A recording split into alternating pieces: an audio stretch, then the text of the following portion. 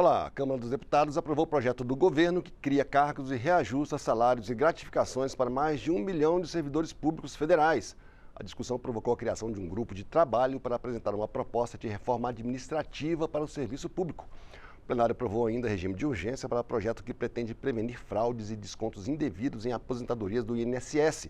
Aprovou ainda documentos do governo sobre defesa nacional, uma exigência da Constituição, com as estratégias do país nessa área.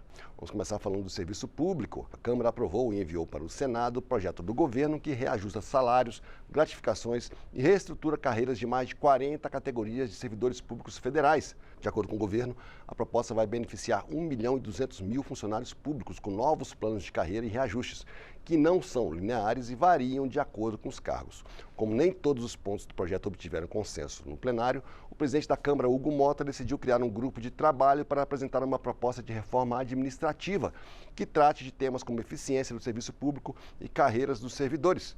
O projeto do governo prevê reajustes salariais em duas etapas, em 2025 e 2026, a partir de negociações feitas com representantes das diversas categorias.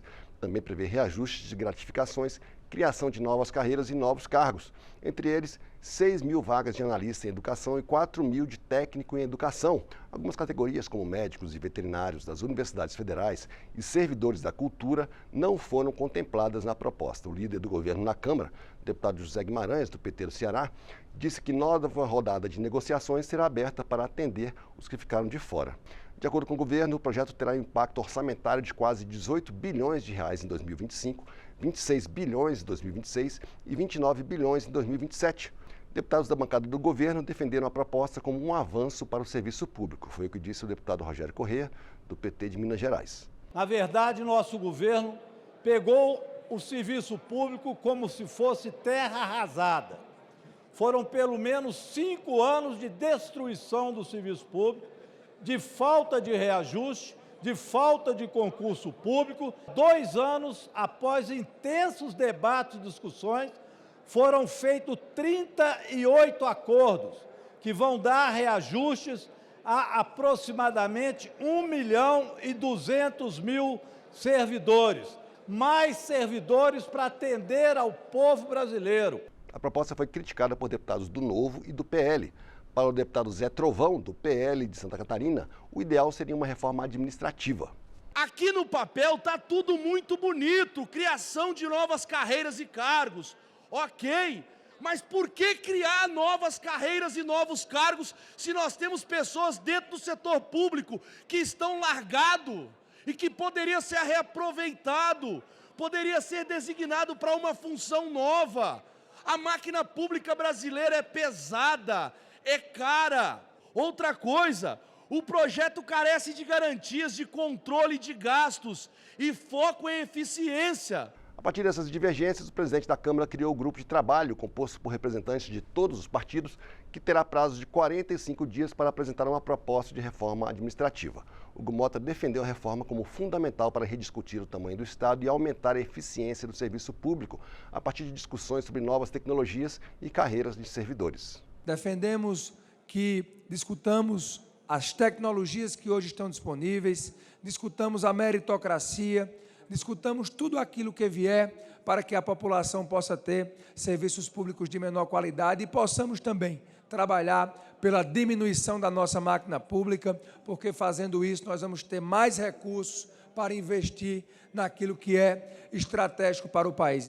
Para o deputado Pedro Paulo, do PSD do Rio de Janeiro, que será o coordenador do grupo, essa é a reforma mais urgente a ser promovida pelo Legislativo depois das reformas tributária, trabalhista e da Previdência. Eu não tenho nenhuma dúvida que a grande reforma, agora, desse momento, é a reforma administrativa. E tenho absoluta convicção também que o presidente Hugo Mota sabe disso e, sem dúvida nenhuma, tem um potencial de ser a grande reforma, pelo menos desse ano e do próximo ano, que o Parlamento pode apresentar ao Brasil. O plenário também aprovou o regime de urgência para projeto que acaba com os descontos mensais feitos sobre aposentadorias e pensões do INSS destinados a entidades como associações e sindicatos de aposentados. Com o regime de urgência, a proposta pode ser votada diretamente em plenário, sem passar pelas comissões permanentes da Câmara. O projeto revoga a possibilidade de descontos na folha do INSS para essas entidades, mas o texto final a ser apreciado pelo plenário deve ir além disso, A ideia, que contou com a concordância dos diversos líderes de partidos, é reunir em uma única proposta o conteúdo de cerca de 50 projetos em tramitação que tratam do tema. Isso porque investigações da Polícia Federal apontam que descontos indevidos em aposentadorias e pensões causaram prejuízos superiores a 6 bilhões de reais a milhares de pessoas. O autor do projeto, que ganhou regime de urgência, deputado Sidney Leite, do PSD do Amazonas, defende que o texto final a ser votado inclua ainda regras mais rígidas para empréstimos consignados, também descontados de aposentadorias por bancos. Ele defendeu o fim da possibilidade de descontos em benefícios do INSS. Visa que, de forma legal, este parlamento deu um basta no que virou esse grande escândalo de corrupção de aposentados e pensionistas e beneficiários da Previdência Social. Com isso, fica vedado que o INSS faça desconto automático, seja de qualquer tipo de benefício da Previdência Social, para a associação, sindicatos ou qualquer outro tipo de instituição. E a Câmara dos Deputados aprovou em segundo turno o projeto da Comissão Mista de Controle das Atividades de Inteligência do Congresso Nacional, que contém os textos da Política Nacional de Defesa, da Estratégia Nacional de Defesa e do Livro Branco de Defesa Nacional. A Constituição obriga que o governo encaminhe esses textos ao Congresso a cada 4 anos. Eles têm que ser aprovados em 2 turnos, pela Câmara e pelo Senado. Os textos contêm o planejamento das ações de defesa do país em relação às ameaças externas, as medidas estratégicas a serem implantadas com esse objetivo e informações destinadas a dar transparência às medidas. O projeto, com parecer favorável aos 3 documentos, foi aprovado por 397 votos contra 5, apesar da obstrução anunciada pelo Novo e de requerimentos de adiamento da votação apresentados pelo PL. Os 2 partidos da oposição defendem projeto que anistia os acusados de participação em tentativa de golpe de Estado processados pelo Supremo Tribunal Federal. Apesar do protesto, o PL acabou votando a favor do projeto, como explicou o deputado Cabo Gilberto Silva, do PL da Paraíba. Então, essa obstrução que estamos fazendo é em respeito ao Estado de Direito. Mais uma vez eu reitero, senhor presidente, não adianta votarmos pautas de interesse da nação brasileira, onde a Suprema Corte é que está legislando. Isso não é democrático, a Constituição não permite esse tipo de acontecimento. Então, o PL tem compromisso com a democracia, sobretudo a Constituição que foi aprovada por esse Congresso em 1988. O PL é sim. A bancada do governo defendeu a aprovação do parecer e criticou os procedimentos de obstrução da oposição. Foi o que disse a deputada Érica Cocai, do PT do Distrito Federal. Tentaram fazer o Brasil mergulhar de novo numa ditadura.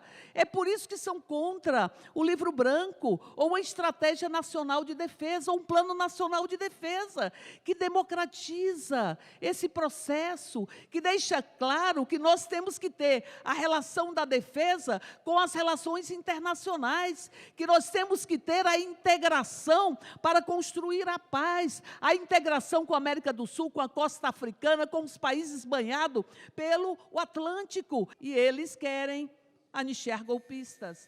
O parecer com os textos da Política Nacional de Defesa, da Estratégia Nacional de Defesa e do Livro Branco de Defesa Nacional seguiu para análise do Senado e, se aprovado, será promulgado pelo Congresso Nacional.